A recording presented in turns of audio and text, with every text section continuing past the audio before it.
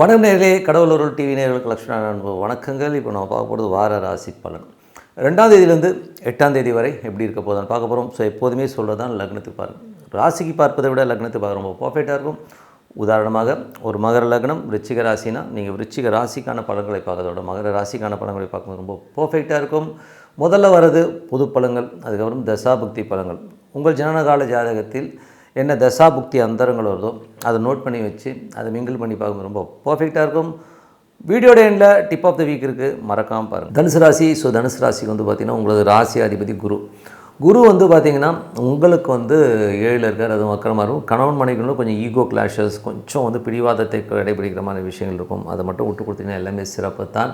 2, 3ஆம் அதிபதி 4ல் இருக்கும்போது புதிய சொத்துக்கள், பழைய சொத்துக்களை விற்று புது சொத்து வாங்கணும், பழைய வண்டி வாகனங்களை விற்றுட்டு புது வண்டி வாங்கணும் வாங்குற எண்ணங்களை எல்லாமே கண்டிப்பாக ஏற்படுத்தும். 4ஆம் அதிபதி 7ல் இருக்கும்போது பிஸ்னஸ் சம்மந்தமான விஷயங்கள், ரியல் எஸ்டேட் சம்மந்தமான விஷயங்கள் ஆக்கப்பூர்வமாக நடக்கும். பட் இருந்தாலும் ரிசல்ட்ஸ் வந்து கொஞ்சம் ஸ்லோவாக நடக்கிற மாதிரி ஃபீலை கண்டிப்பாக ஏற்படுத்தும். 5, 12ஆம் அதிபதியான செவ்வாய் 2ல் வந்து உச்சமாக இருக்கும்போது குழந்தைகளுடைய விஷயம் ரொம்ப அபரிதமான வளர்ச்சியை கண்டிப்பாக கொடுக்கும். அதே நேரத்தில் வந்து பார்த்திங்கன்னா நிறைய செலவுகள் ஆகிற மாதிரி ஃபீலை கண்டிப்பாக ஏற்படுத்துங்க. நிறைய அலைச்சல்கள் செலவுகளை கண்டிப்பாக கொடுத்துரும். அது மட்டும் இல்லாமல் குடும்பத்திற்காக கொஞ்சம் அலைச்சல்கள், நாளைக்கு குடும்பத்துக்கு எதாவது வேணுங்கிறதுக்கான சேஃப்டி மெஷர்ஸும் கண்டிப்பாக பண்ணுவீங்க. அதுக்கப்புறம் பார்க்கும்போது உங்களுடைய 6ஆம் அதிபதியான சுக்கிரன் வந்து பார்த்திங்கன்னா உங்களுக்கு வந்து என்ன மாதிரி விஷயங்களை பண்ண வரும்போது அவர் வந்து 6ஆம் அதிபதி நிறைய பிரயாணங்கள், வேலையில் நிறைய பிரயாணங்கள் பண்ணுற மாதிரி விஷயங்களை கொடுத்துருவார். அதனால் கொஞ்சம் வந்து கடன் சம்மந்தமான விஷயம் கொஞ்சம் அலர்ட்டாக இருந்துக்கிறது ரொம்ப ரொம்ப நல்லது. அதுக்கப்புறம் பார்க்கும்போது உங்களுக்கு 7ஆம் அதிபதியான புதன் 2ல் இருக்கும்போது சுப நிகழ்ச்சிகள் சம்மந்தமான விஷயங்களுக்காக மெனக்கடுவீங்க. ஸோ அதெல்லாமே அற்புதமாக நடக்கிறதுக்கான வாய்ப்பாக ரொம்ப நல்லா இருக்குது. அதுக்கப்புறம் 8ஆம் அதிபதியான சந்திரன் வந்து முதல் 2 நாட்கள் கொஞ்சம் டென்ஷனாக இருந்தாலும் அதுக்கப்புறம் நல்ல வளர்ச்சி, நல்ல ஏற்றங்களை கொடுக்கறதுக்கான வாய்ப்பாக ரொம்ப அற்புதமாக இருக்குது. 9ஆம் அதிபதியான சூரியன் 2ல் இருக்கும்போது கொஞ்சம் தந்தையுடைய உடல்நலம் சம்மந்தமான விஷயம் கொஞ்சம் கேர்ஃபுல்லாக இருந்துக்கிற ஒரு காலகட்டமாக இருக்குது. அதே நேரத்தில் வந்து பார்த்திங்கன்னா நிறைய வருமானங்கள், வெளிநாடு சார்ந்த விஷயங்கள், நீங்கள் எதிர்பார்த்த வருமானங்கள் கண்டிப்பாக கைகூடி வர்றதுக்கான இதெல்லாம் ரொம்ப நல்லா இருக்குது. 10ஆம் அதிபதியான புதன் வந்து 2ல் இருக்கும். தொழில் ரீதியான விஷயம் நல்ல ஏற்றுங்க, நல்ல லாபம் கிடைச்சாலும் புதன் இப்போ சந்திரனுடைய சாரத்தில் போகும்போது கொஞ்சம் தேவையில்லாத ஒரு ஸ்ட்ரெஸ்ஸையும் டென்ஷன்ஸையும் கொடுக்குங்கிறதுல வந்து எந்த வித மாற்றமும் இல்லை. அதே மாதிரி 11ஆம் அதிபதியான சுக்கிரன் உங்களுக்கு 2ல் இருக்கும்போது நல்ல ஒரு ரொட்டேஷன்ஸ் கொடுக்கும், நல்ல லாபங்களை கொடுக்கும். பட் இருந்தாலும் வந்து கொஞ்சம் வந்து ஒரு மன உளைச்சலையோ ஒரு ஸ்ட்ரெஸ்ஸோ சின்ன விஷயங்களை கொடுக்கும்.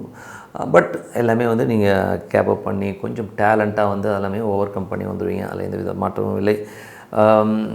ஸோ இதுவரை பார்த்து வந்து பொது பலன்களை இப்போ பார்த்து தசாபுக்தி. தனுசு லக்னமாக வந்து சூரியன் தசாபுக்தி. சூரியன் 9ஆம் அதிபதி 2ல் இருக்கும்பொழுது தந்தையுடைய உடல்நலம் சம்மந்தமான விஷயங்கள் கொஞ்சம் கேர்ஃபுல்லாக இருந்துக்கணும். அதே நேரத்தில் நிறைய அலைச்சல்கள், வேலை விஷயமாக நிறைய பிரயாணம் பண்ணுறமான விஷயங்களுமே இருக்கும்.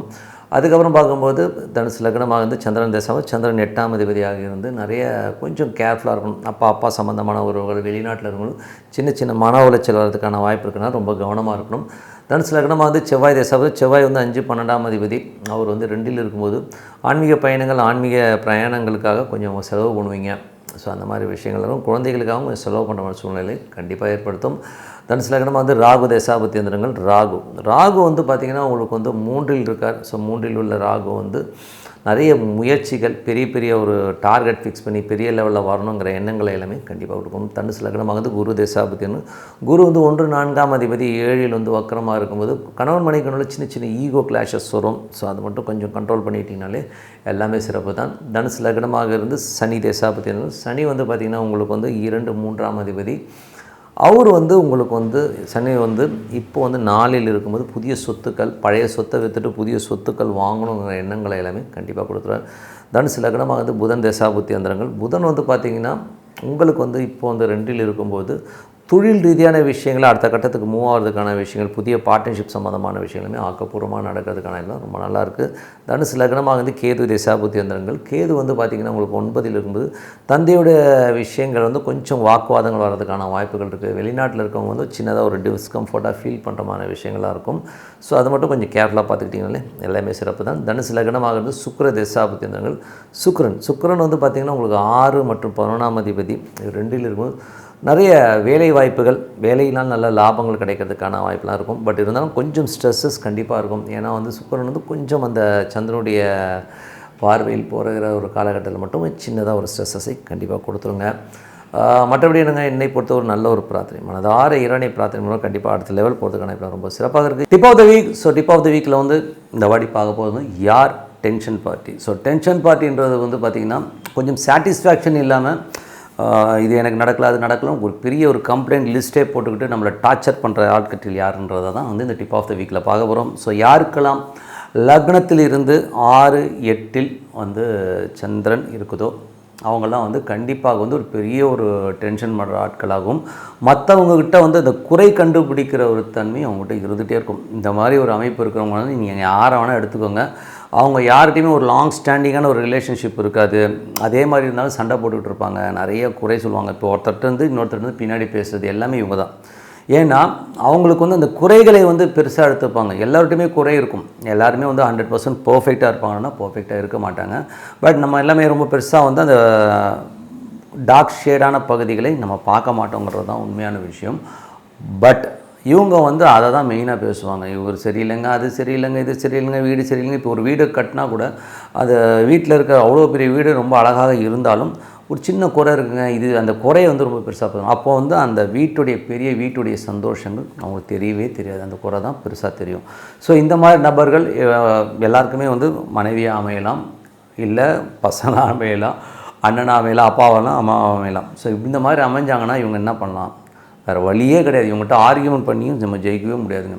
யாருக்கெல்லாம் லக்னத்துலேருந்து 6, 8 வந்து சந்திரன் இருக்கோ சொல்லக்கூடாதுன்னா கொஞ்சம் அவங்க வந்து மற்றவங்களை டார்ச்சர் பண்ணி அதில் அவங்களுக்கு சந்தோஷம் கிடைக்குமா இல்லையான்னு நமக்கு தெரியல.